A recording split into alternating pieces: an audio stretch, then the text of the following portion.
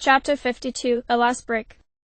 The Shake-a-Slate screen flashed as she pulled up the diagnostics menu, and Zelda watched as the energy outputs of the divine beast slowly declined. Well, she said to herself, save Valritas, of course. That it had any power at all after the calamity totaled it is a testament to its construction. Still, the others have been shutting down ancillary systems gradually, working their way toward powering down completely. Is it because they don't have pilots anymore?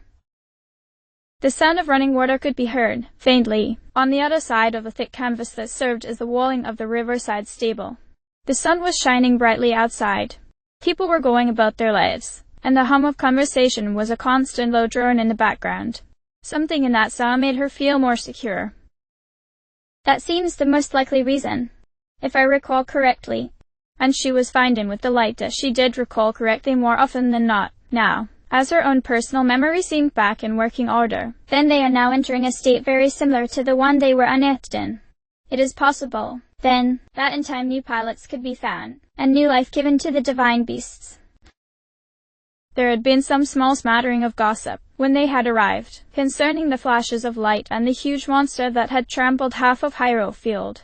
No one in the stables seemed to know what to make of it. But then, no one in the stables had thought to connect it to the 3 youths who had walked in together that very evening and then paid for 3 nights' stay in advance.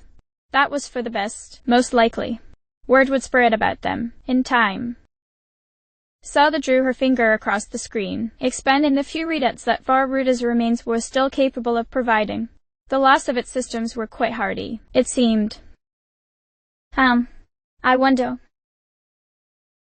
For the first day she had been in something of a daze. All 3 of them had been, for various reasons, and all 3 of them had leaned on and supported one another. Paya had returned to her baseline behavior fastest, but Zelda fancied that it had been her own recovery that had been something like complete first. Well, if we can ever truly recover from such things. No amnesiac, she, no princess, nor even oracle, though she remembered all of those women, carried them inside of her, might even fancy herself an amalgam of them. This morning, after 2 days unsure of who she was, she had woken in her bed, her companions already risen to some other task, and simply stared at the ceiling, reveling in the sensation of being able to remember herself. Remember her father, and her mother, and the champions, and Link, and also remember Paya, and Unobo, and Sidon, and Tiba, and Riju, all at her leisure, with no great gaps save those that came naturally over time. As if she'd laid down her head and woken up 100 years and some months later, a fuller and more capable person. A person who had walked through an Epiphanis dream.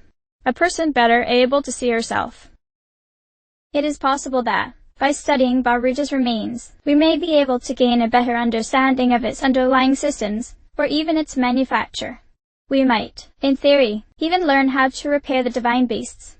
Or rebuild one. Or build new ones, free of their prior vulnerabilities. This was comfortable, and more than comfortable.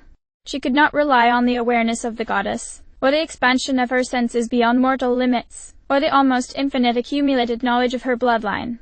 Just her, in her own head, and the understanding of the world that she could build for herself. It should have been more jarring than that. On some level she worried over how easily she was adjusting, but if there would be a shock then she would deal with it as it came.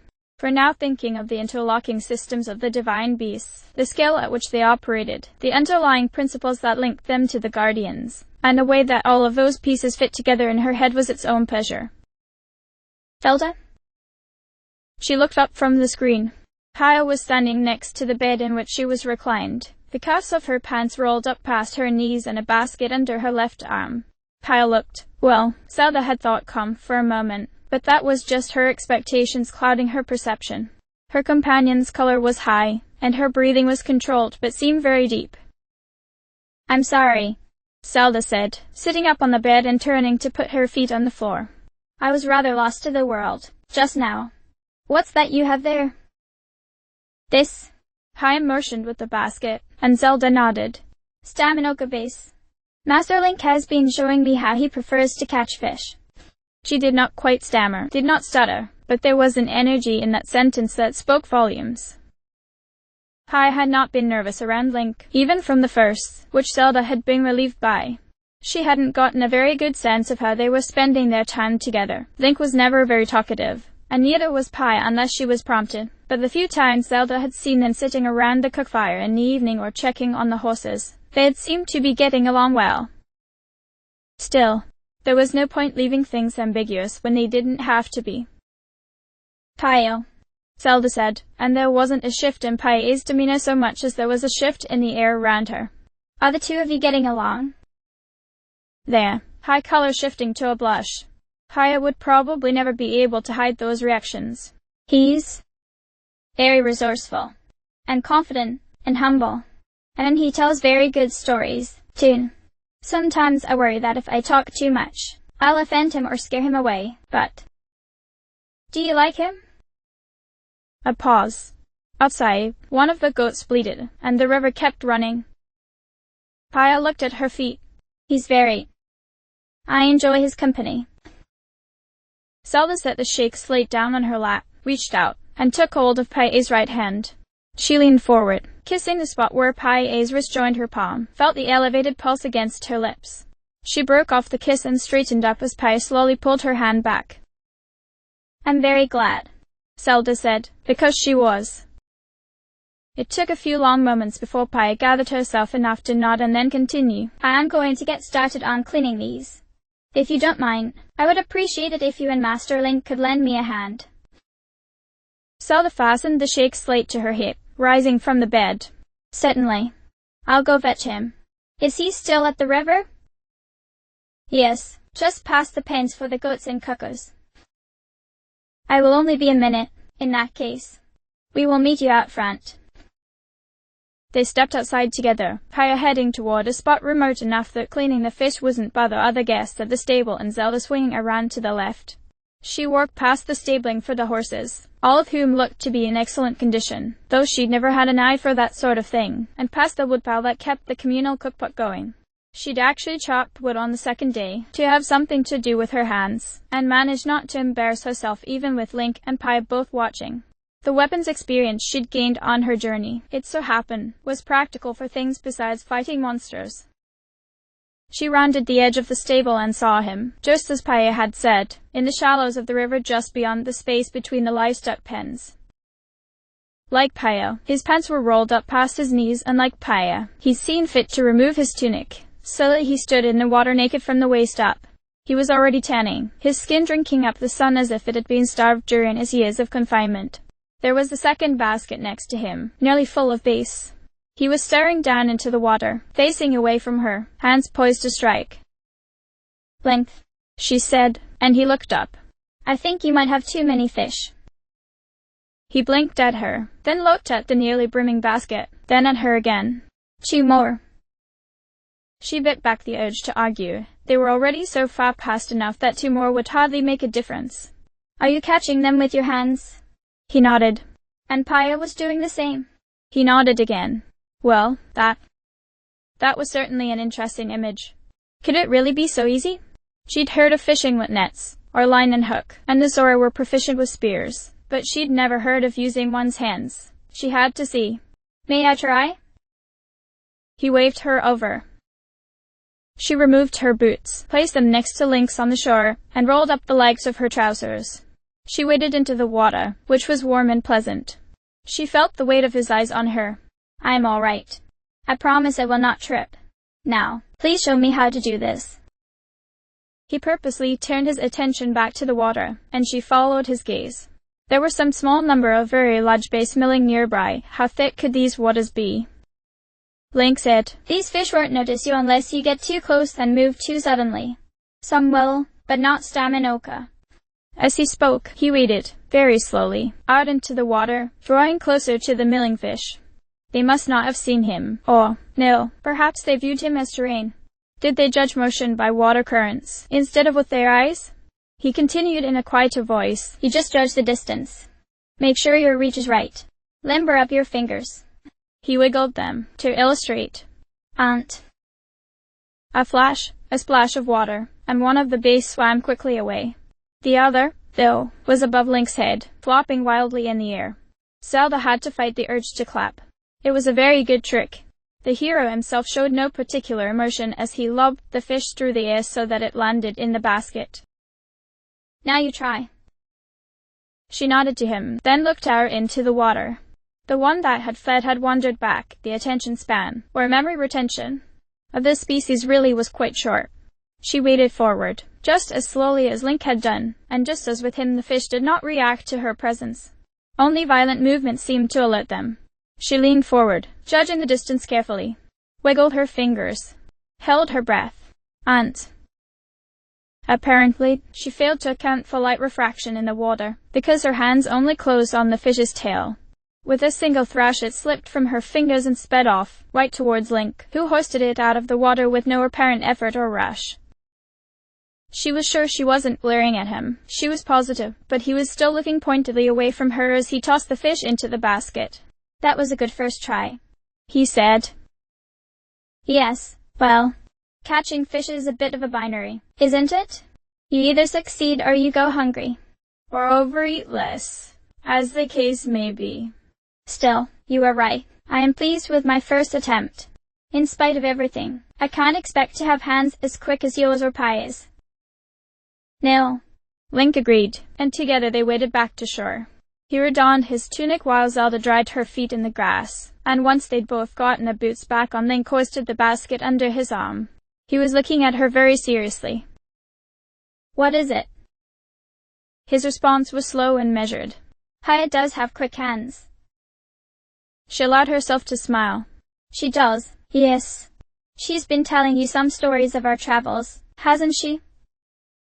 "Yes." Another pause. "She's the sort of person who downplays her own role in those stories." Now she couldn't hide her wince. "I suppose that she is very modest." Link just nodded. "You've traveled with her for a while.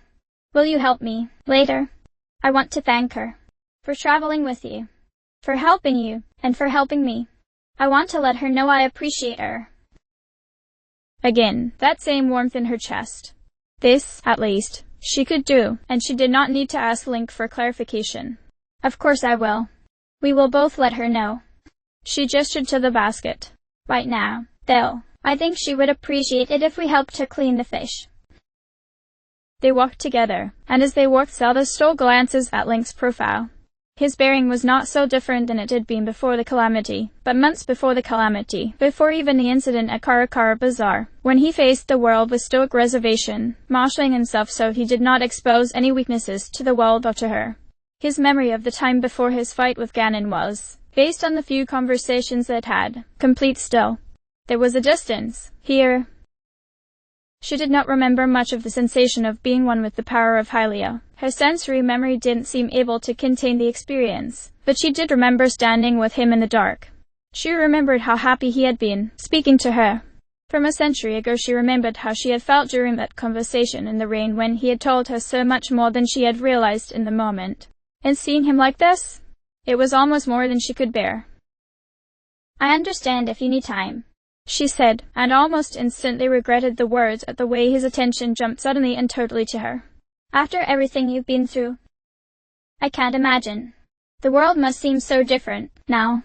But if you need to talk about what happened, I mean, I can't offer advice, but I can listen, and Pia remembers when Ganon took her prisoner, and—" He did not smile, but his eyes softened. "When I woke up in the field, and Pia was standing over me, do you know what I said to her?" She shook her head. Pia hadn't mentioned this at all. Perhaps there had been no time, in the past few days, as they all recuperated in different ways. "I said, Impa, I was having the strangest dream." "Oh," she said, and the thickness of her own voice surprised her. She cleared her throat, marshaled herself. "Is that why you've been sleeping so little? Do you do the bad dreams?" He shook his head. "Not bad dreams." He looked away from her, then, instead focusing on the spot they were walking to. "Intense dreams. Dreams where I'm fighting and Ganon is still there. It hurts, yes, and I'm exhausted, and I wake up feeling as if I haven't slept at all, even in the dream, I know that I'm fighting for you." He looked back at her. "And it's a good dream, no matter what." 100 years ago, seated beneath the scanty branches of a tree, listening to him talk about fighting for her, she had resisted the urge to grab his hand, resisted the urge to speak. She had mastered herself, denied herself, for shame and for her burden and for his protection. Now she reached out and slipped her fingers into his. There was a moment of pressure, strong, blissful, even pressure, as he squeezed her hand. The warmth of his palm spread up her arm, suffusing her chest. By mutually understood signal they released their grip, walked across the grounds of the stable, found Pia cleaning fish beneath a tree just off the path. Link scaled the fish, his knife taking off all sides of gleaming silver in a single stroke so that he could deposit the scales cleanly into a cloth bag that he would later wash in the stream. Pia gutted the scaled fish, cleaning the entrails so that some could be used for stock while others were turned inside out and stuffed with the other organs to make sausages. Zelda segmented the fish, at Pia's direction. This was how it had gone for the past 2 days. All 3 of them would work together to prepare ingredients, and then Pia would cook. Link sat back during those times, watching the fire underneath the pot. When the time came he ate only very little. That worried Zelda, and Pia had heard enough stories of his appetite that it worried her, too. They both agreed that there was little they could do about it, though if the behavior continued, they were resolved to try to address it together. While they worked, they talked. "We are reaching the end of our initial deposit," Zelda said. "There are enough beds, and all the commotion has frightened most travelers into staying away from Hyrule Field, so we wouldn't be taking up too much space if we stayed longer. Lodgings for 3 are expensive," Pia said. "Be that as it may," Zelda said, "we have more than enough rupees on hand. We could stay here for a month without putting any real strain on our resources." Link said, "Where would you want to go?" He was speaking to Zelda. The birds were singing in the trees around them, and the heady fragrance of wood smoke wafted over from the cook fire. Zelda had to fight the urge to look at Pia, who she knew was also fighting the urge to look at her. Well, she might as well be honest. If she couldn't be honest with Link, she couldn't really be honest with anyone in the world. "I was thinking that we should examine the divine beasts, if possible. Each of them seems to be losing power, and I want to discover why. If it is because the influence of the champions is fading, then finding other suitable pilots may allow us to reactivate them. Each of them could be very useful to the peoples of Hyrule in different ways." Link nodded thoughtfully, the scaled fish in his hand momentarily forgotten. "Master Link," Pia said, "would you pass that to me?" He held it out to her with an expression that could not be described as reproachful. Still, the bodyguard looked down and blushed furiously. Sorry, Link." She took the fish from his hand, then coughed. "Zelda, if that is your goal, perhaps it would be best to head toward Varuta first." "I concur. Ruta was almost completely destroyed by the calamity, and we may be able to glean a great deal of information from the wreckage. It would be an excellent starting point, allowing us to reason out principles of design that might tell us how to better maintain the other divine beast. I think that, if I contact Pure, she would be very eager to join us there." She realized how long she'd been talking, then cut the head and tail off a fish and dropped all 3 pots into one of the baskets. To Link, "Do you feel like traveling, or would you rather rest a while longer?" Pure looked up, and dappled sunlight fell on his face. After long seconds, he said, "I'd like to see Zora's domain again." Pia's shoulders lowered as the tension left her, and Zelda felt a grin spreading across her face and did not care at all to restrain it. "Wonderful. If I use the Shake-a-Slate, we can be there as soon as we're done eating, and she stopped, seeing Link rubbing at the back of his head, the one sign he ever gave that he was embarrassed. Pia's hand was shaking as she laid it on Link's shoulder. The hero turned to the last champion, and Pia said in a steady voice, "Whatever is on your mind, you should say it. You aren't inconveniencing us." Link blinked at Pia before looking to Zelda, who gave a very controlled nod so as not to hurt her neck in her enthusiasm. Again, his hesitation. Again birdsong, and wood smoke, and the sound of his knife scraping across a fish. Then, "It's been a long time since I traveled the path to the domain. Would it be all right if we rode?" Yes, of course it would be. We're no longer in any hurry, after all. We have all the time in the world." Zelda did not even try to hide her excitement now, and as their plans for the next days and weeks grew more concrete in her head she piled on more details. It would be good to travel again, by horse, without worrying about the world ending. This will be grand. We should definitely stop by the domain, and once we arrive, we can walk directly to Varuta's remains. Oh, the Zora will be so happy to see you. Especially King Dorfan, Paya said. Link's eyes lit up, and for the first time since standing in the field he looked genuinely excited. Is the king well?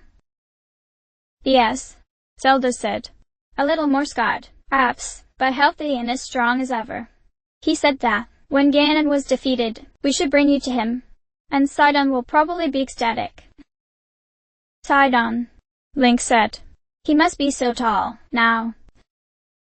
They kept working in silence, but now Link's mouth was upturned in a nostalgic smile. The fish clean, the trio carried the prepared meat to the cookpot. Link took his bag of scales to the river to rinse out, and Paya and Zelda worked on preparing the cookpot for the fish. With this much fresh base, their only real choice for getting it all cooked in a timely manner was to let the whole lot simmer for hours until it was a thick, rich stew. While they were adding thick-cut carrots and pumpkins, Link came back and sat next to the fire.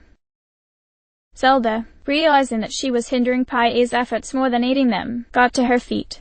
Paya looked up from the cookpot long enough for their eyes to meet, long enough for the months they'd spent traveling to lend color and meaning to the nod that the bodyguard gave to her princess, before returning to her task. Zelda sat next to Link. She could not have said why the hands of the people around her occupied so much of her attention of late, but it felt right when she took both of Link's in hers. This was bold, this was more than bold, and in spite of her desire for boldness she looked to his face and sought some answer there. He looked back at her with an expression that most would have found unreadable, but not she. She could see, in the lines of his face, that he was waiting. Waiting to see what she would do. Waiting to see what she desired. She pulled his gloves off, running her fingertips over the calluses on his palms, the proof of his devotion to the sword. They do not look as if he has been fighting for 100 years. There is something here. Why do I recognize this feeling? Her breath caught. I am lying on the Blatchery plain. His arms are around me. My hand is on his face, and then his palm supports that hand as it falls. He is strong and calloused, and I have never seen anyone look so sad. Yes, his hands were just as they'd been on that day. For one moment she was transported back, not to the pain, not to the fear, not to the sorrow that she had laid on him, but to the feeling of his hand on hers, his cheek beneath her palm. She lifted his left hand and placed his palm against her cheek, looked up at him. His expression was soft as he leaned down, as he pressed his forehead against hers, the gentlest pressure in the world. She closed her eyes, wished for this moment to stretch out, and out. Just this. I don't need anything else but this. There was something from Link. Not a trembling, he did not tremble. Not a thought exactly, she could not touch the thoughts of others anymore. But something told her, deep and sure and positive, that as much as she had everything she needed, there was still more she could do. For him. Something to speak to the disquiet in his heart. They raised their heads, and she released his hand, and the two of them settled into more comfortable positions, facing the fire. Paya agitated the vegetables with a wooden spoon, trying not to look so obviously happy. Link leaned forward, and there was tension in his shoulders. I know that look. How often has he seen it in me? How many times, seeing it, did he lead me into my lab, to my notes, to the work of my own hands? She laid her hand on his shoulder and squeezed.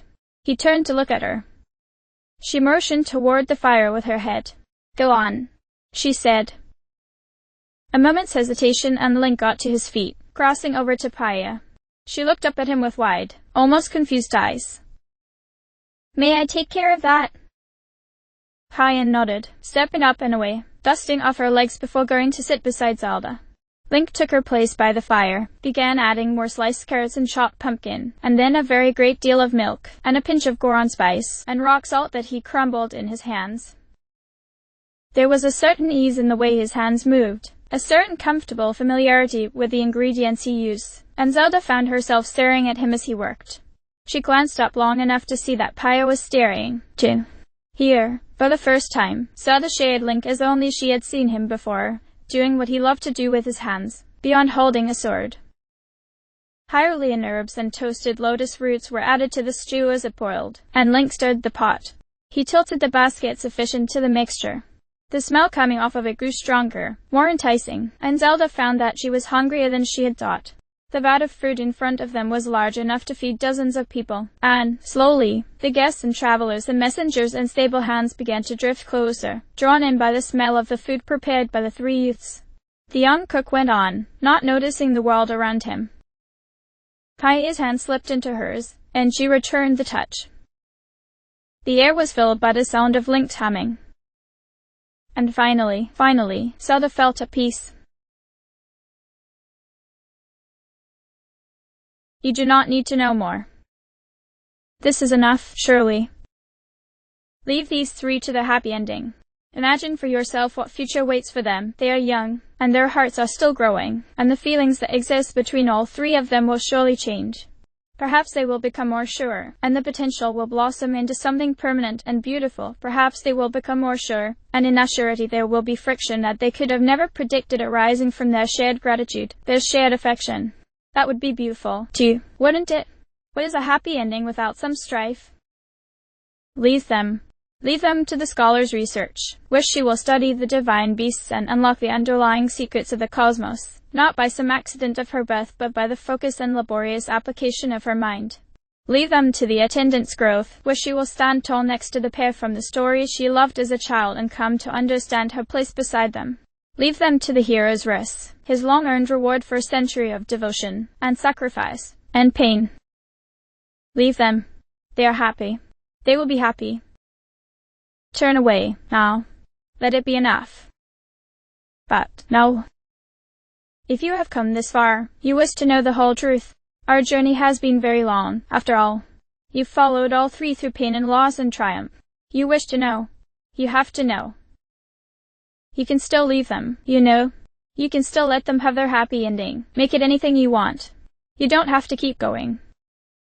But I see your decision has been made. So be it. You have traveled with them far. You have seen, particularly, into the mind of the scholar. You know well the wall of her amnesia. You remember how it crumbled.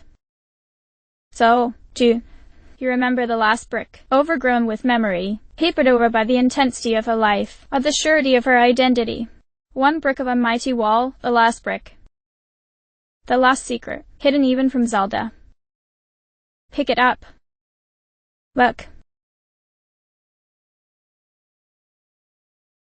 As it was in another time, another life, so it was here.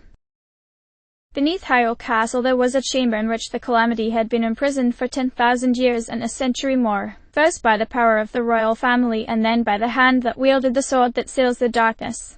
This, according to all living memory, was the darkest depth of the kingdom, the secret vigil on which stood hundreds of generations of queens. Perhaps some of those queens understood. None of them knew, of course. Knowing would have required knowledge that had been buried inside all of them, hidden beneath a single brick. Knowledge that there was a deeper darkness, that there was a place beneath those depths. Down, down, into the earth, until bedrock opened and a space yawned, not a cave but an entire country, an underworld to match the overworld on which Hyrule sat. Beneath Hyrule Castle, deep beneath, one might find a path. As Zelda and Link and Pyle walked in the sunlight, they unknowingly tread above a vast bridge, illuminated by the constant light of subterranean stones. Zelda would have recognized the make of that bridge, the architecture that fed it. It was so nigh, of a people who had left almost no structures on the surface after they faded from the pages of history.